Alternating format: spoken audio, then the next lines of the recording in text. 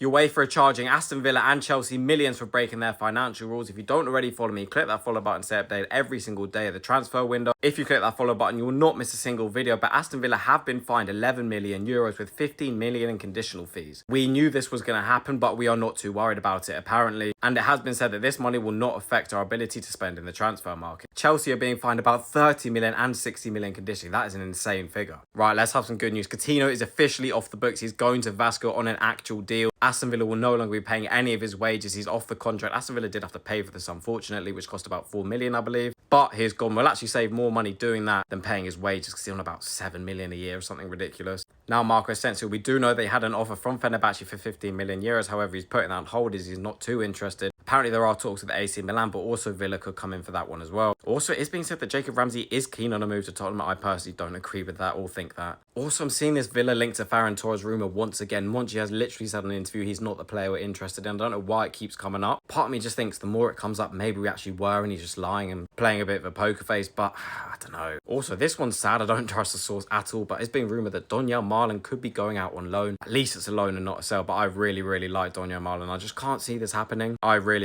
want to keep Donyell. Also, Marcus Rashford could be heading to Barcelona. Why is this? Because the Nico Williams deal fell through and he's staying at Athletic Bilbao. Rashford can now go fill those boots. However, being a number 9 is a priority for Marcus Rashford, so you never know, he could stay at Villa. Also, RB Leipzig will not be activating the buy clause for Nadelovic. They are trying to negotiate a lower price. Also, Hull City, this one's going to sting for you Hull City fans. They've been banned for 3 transfer windows. They literally can't do any transfers till January 26-27 season. That is insane. And obviously the Louis Barry deal fell through and they still owe Villa money.